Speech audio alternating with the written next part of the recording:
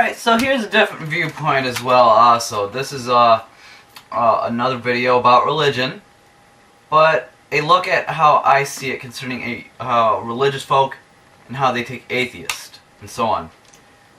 And of course, the real God, the amazing conclusion, per se. Alright, so let's say there's this chick and she asks out a guy. And he, for whatever the reason, declines. Was that woman rejected? Yes. Yes, she was. When somebody feels rejected, they'll be affected because of dopamine and cortisol in her brain, which, believe it or not, can cause physical pain, along with normal feelings of rejection, aka despair, frustration, resentment, anger. And then short-term effects are aggressiveness, antisocial behavior. This type of emotional reaction can also explain why atheists are the most hated people and hated group that are most hated by theists and other religion believers. So, say that chick is a theist, a God lover, and a billboard reminds her that there are atheists out there. After seeing some billboard that says, "Don't believe in God," well, you're not alone. Or perhaps she discovers that the dude that the chick liked was atheist. Or she gets into an argument concerning the existence of God. Any one such things can cause the chick to feel despair. Such as, they'll say, "I feel sorry for you, I'll pray for you." And frustration. "Why do you care? Just let people believe what they want." Often used towards in a typical that's one of the most common ones used. Typically out of resentment, they'll say, "You're immoral, reprobate." And then out of anger, say, "You're going to burn in hell." They'll say that towards an atheist. Then out of aggressiveness, they'll do such acts as vandalism, such as on the atheist billboard, or even death threats, and go as far as discrimination. That's not very Christian-like, now is it? And of course, antisocial behaviors, such as avoiding them and calling the atheists and saying such thing as, "Don't call me anymore, I don't want to talk about this," and avoid them and shun them and all that kind of other behavior. LOL. As can be seen, there's an amazing parallel between the typical response of someone who is romantically rejected and a typical reaction from a theist, a God believer, whom encounters a atheist. But, at the same token, the effects are reduced to those to whom are usually, that are used to it by this point. But the parallel is basically shouted from the rooftops. As the theist, God-believing sumbitch, describes the atheist disbelief as rejection. Such as commonly used, atheists are people who reject God. Which I laugh, It's like, okay, the atheist apparently rejects God.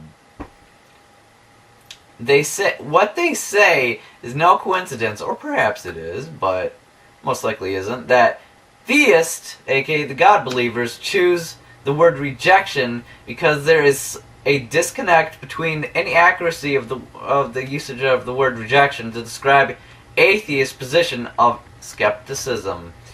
As the theist reaction coincide with the exact same symptoms of rejection, thereby compelling them to use that word even though it's inaccurate. The inaccuracy can easily be seen from a romantic perspective. The analogy would look like this. The God-believing chick tries to send the atheist male on a blind date with some other chick whom we'll say is God. But this chick, which I'll name as Gloria, instead of God, I guess, I'll just put it this way. But the male doesn't even think that chick knows Gloria.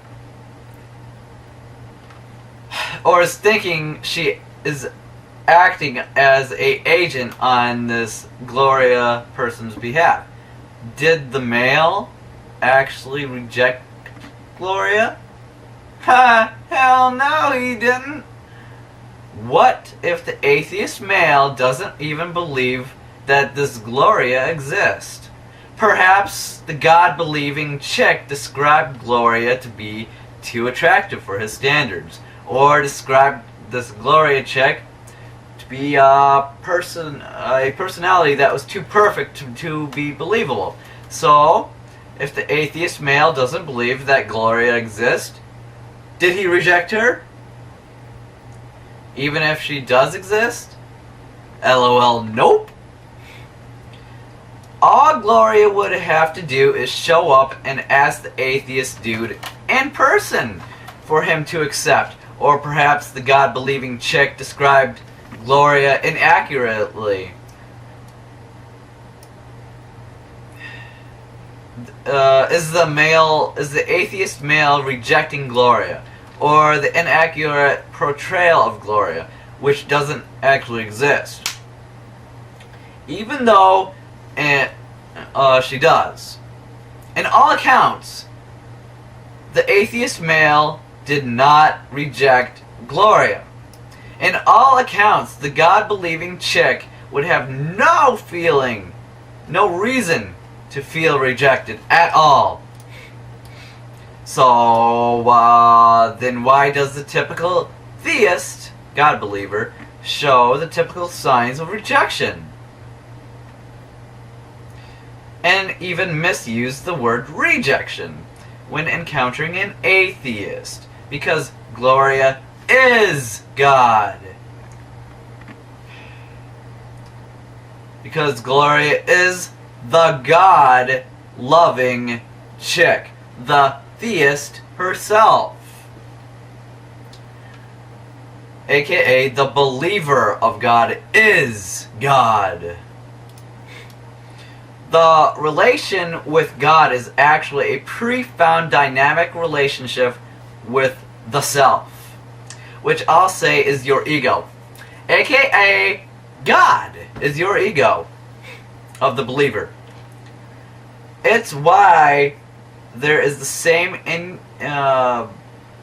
intuition, and why he knows you so well.